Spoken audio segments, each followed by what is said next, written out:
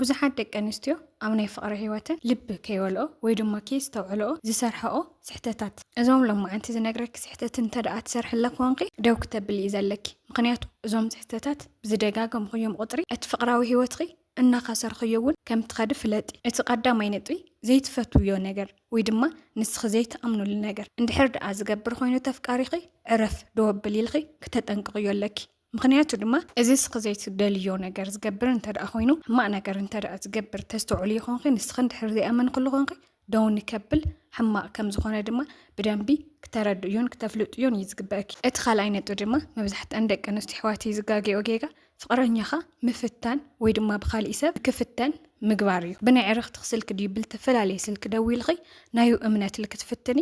እከለ እየ ኢልኺ ወይ ካሊእ ድምፂ ቀይርኺ ድዩ ብቻ እምነቱ ክትፍትንዮ ኣይትሞክሪ ምክንያቱ እስኺ ስለልፈተንኽዮ እቲ እምነቱ ከልዕሎ ወይ ድማ ከጥፍኦ ይኽእልን ኣብ ፍቕራዊ ህይወትኺ እቲ ፍቕሩ ብተግባር እንድሕር ደኣ ዘይረኣኽሉ ምፍታን ይኹን ብኻሊእ ሰብ ንክፍተን ምግባር ምንም ትርጉም ስለ ዘይብሉ ከም ዘፍቅረኪ ምሳኺ ንዘለኣለም ከም ዝነብር ዘርእየኪ እንተደኣ ሃልዩ ብተግባር እመንዮ ፍቕሪ እቲ ዋና ዝደልዮ መሰረት ሓደ ነገር እንተደኣ ሃልዩ እምነት እዩ ሕማቕ ነገር ዝገብር እንተደኣ ኮይኑ ግን ፅባሕ ንጎሆና ኢዱ ከም ዘግኒ ፈሊጥኺ ካብዚ ሰብዚ ክትርሕቕ እምበር ዘለካ ሓፍተይ ክትፍትንዮ ፍጹም የብልኺ ሳልሳይ ነጥቢ ሕማቕ ነገር ርኢኹሎ ኣፍቃሪኺ ወይ ድማ ምቕያም ተቐይምኪ ወይ ሕማቕ ነገር እንተደኣ ገይሩኪ ብግዚኡ እቲ ዘጋጠመኩም ፀገም እቲ ዝበደለክ በደል ክትፈትሕዮ ክትምኩረለክ እምበር ፍጹም ኣብ ፍቕራዊ ህይወት ቂም ዝበሃል የለን ሓፍተይ ኣብ ውሽጢኺ ፈፂምኺ ከይትሕዚ እቲ ዝሓስኽዮ ሕማቕ ነገር ኣብ ውሽጢኺ ግዜ ብዝኸደ ቁጥሪ እናዓበየ ንዓኺ እናጎድአኪ ምስ ፈጣሪኺ እውን እናረሓሓቐኪ እዩ ዝኸይድ እምበር ምንም ጥቕሚ ስለ ዘይብሉ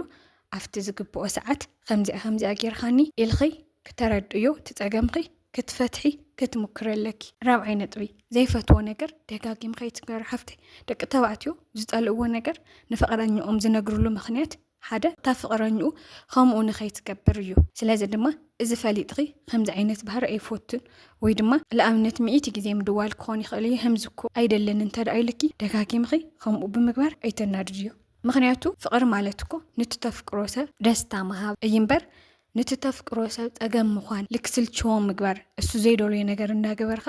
ምንዳድ ምሕራቕ ኣይኮነን ሓፍተይ ስለዚ እቲ ዝነገረክ ነገር ወይ ድማ ከምዚ ነገር ኣይፈቱን ከምዚ ዓይነት ባህሪ ኣይተርእኒ ከምዘይ ትግበር እንተደኣ ኢልኪ እቲ ዝበለክ ነገር ደው ክተብለለኪ ፍቕሪ ማለት ድማ ንትተፍቅሮ ሰብ ምንባር ንትተፍቅሮ ሰብ ብተግባር ምሕጓዝ ስለ ዝኾነ ሓምሻይ ነጥቢ መብዛሕትአን ደቂ ኣንስትዮ ዝሰሓሓት ስሕተት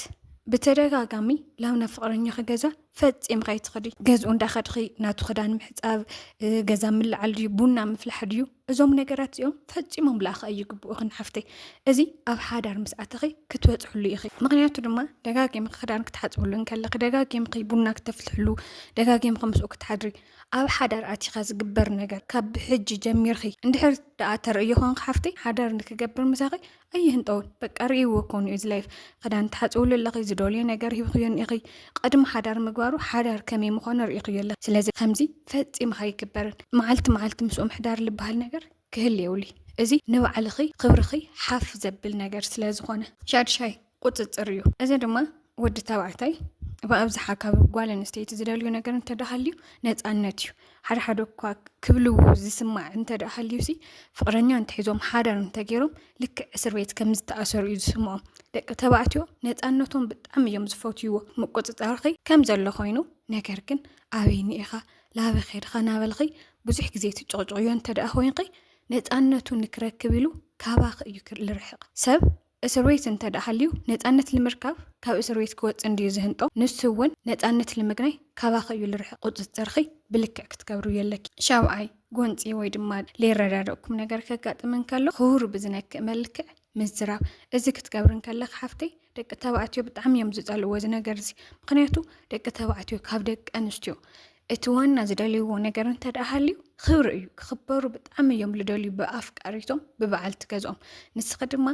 ጥፍኣት ክኾን ይኽእል ብቻ ዝኾነ ነገር ዓብይልኺ እንድሕር ተናጊርኽዮ ኮንኺ ትኽብሩ ተውርድሉ ኣለኺ ክብሩ ትቕንስሉ ኣለኺ ልክዕ ከም ፀርፊ ስለ ዝሓስቦ ከም ጭቕጭቕ ስለ ዝሓስቦ ንሱ እውን ናይ ክብሪ ንከውርድ ዓብይሉ እዩ ዘዛርበኪ በዚ ድማ ኣብ ክልቴኹም ዘይምርድዳእ እውን ክፍጠር ይኽእል እዩ ስለዚ ብልተኽኣለኪ መጠን ትደልዩ ሓሳብ ترقاقي حساب مقلات كتخيل لك حفتي إذا دما كاو خلق دك أنستيون فلي كبلك زخيل ባህሪ ስለ ዝኾነ ሻምናይ ንሱ ዝፈትዎ ነገር ኣይትጥልሉ እንድሕር ንሱ ዘዝናንዮ ንሱ ዝፈትዎ ነገር እስኺ ዘይተኽብርሉ ትጸልእዮም ነገራት እንድሕር ኮይኑ እሱ ትናዩ ደስታ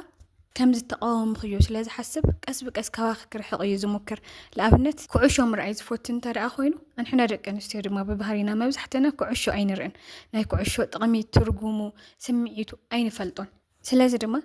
ኩዕሾ ምርኣይ ልዑ እኮ ለኣኺ ምንም ኣይጎድኣኪ ኩዕሾ ይትረአ ኩዕሾ ኮና ቆልዕትዩ ጊዜኻ ተጥፍኦ ኣለኻ ምናምን ክትብልዮም ከለኺ ትደስትኡ ትወስዱሉ ኣለኺ መሲሉ ስለዚ ስምዖ ካባኺ ልክርሕቕ እዩ ዝሙክር ምስ ኣዕርኽቱ ክዝዳነን ከለውን እሱ እዩ ደስታ ልፈጥረሉ ልዑኡ ምስ ኣዕርኽቱ ምዃኑ እዩ ንስኺ ካብ ኣዕርኽቱ ክርሕቕ እንተደኣ ሞኪርኺ እንተደኣ ኾንኺ ግን ሓፍተይ ከዚ እውን ብትደስትኡ ትመፅዮ ስለ ዘለኺ ካባኺ ክርሕቕ እዩ ዝሙክር እሞ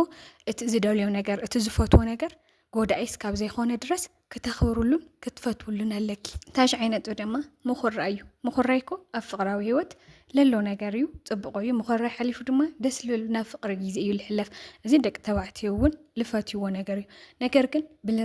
ብለይረብሕ ብብሰከንድ በቃ መዓልቲ ትኹሪ እሱ ይጥብር እስኺ ትኹሪ እንተደኣ ኾንካ ሓፍተይ